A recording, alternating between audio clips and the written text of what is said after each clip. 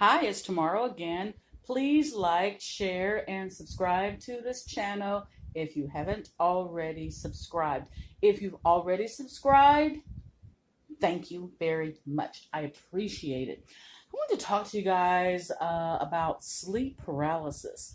Let me know in the comment section if you've ever had to deal with that. Story time. So, yeah. I experienced firsthand sleep paralysis recently. I had people come to me for readings and they asked me questions about sleep paralysis and they gave me their experiences with that. I had no clue until it happened to me. It is unbelievably scary and it almost makes you question your sanity. Well, I was starting to fall asleep, and somewhere between being wide awake, and sound asleep, there was a sort of alternate reality. I saw, plain as day, this figure that was attached to my door. I mean, and it was sort of almost hunched, the way a frog would sit. And it happened so fast. It moved from my door to literally my back in an instant. And then as soon as this happened, I screamed, but nothing could come out. I didn't make a sound. It was like, ah! And literally was paralyzed in fear. This thing was on my back and it just felt icky, like a frog sort of feeling. And just as fast as it sort of latched on to my back, it let go and it sort of flew back. It was almost like I pushed it back, but I didn't. I couldn't even move. If you guys notice, I always wear a crystal for protection. I always wear it, and I won't let anyone touch my crystal. I always sleep with a crystal around my neck. I was told to do that years and years ago, and ever since then, I always wear a crystal to protect myself. It's just something that I prefer to do. And just as I always do, sleep with a crystal around my neck, I did that night, and it just sort of went back, and I haven't experienced that since. And I have a clock on my wall, and I'll insert the picture here. I love this clock, but I remember when this entity was at my door, I was looking at the clock. It was important to me in my subconscious mind to know what time it was. And the clock, it was 11 o'clock.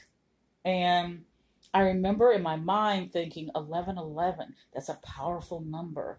And at that moment, when this thing clung onto my back, it just let go. It was a force, like a force pushed it off of me. And I have not had that feeling since. I have not had that experience since. But these entities that are in this sort of sleep paralysis are similar, but not the same as what some people call shadow man.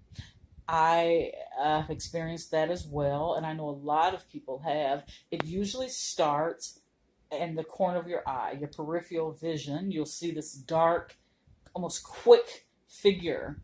And sometimes if you look, quick enough, sometimes you can see it. It's rare, but sometimes if you're quick enough, you can see it.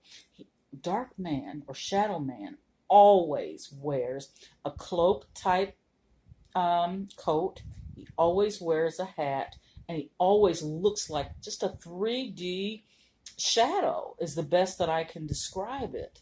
I've had many people come to me for readings wondering what this is. Now, depending on what your experience is with these shadow creatures, it could be good or it could be bad. I mean, it just depends on how you look at it.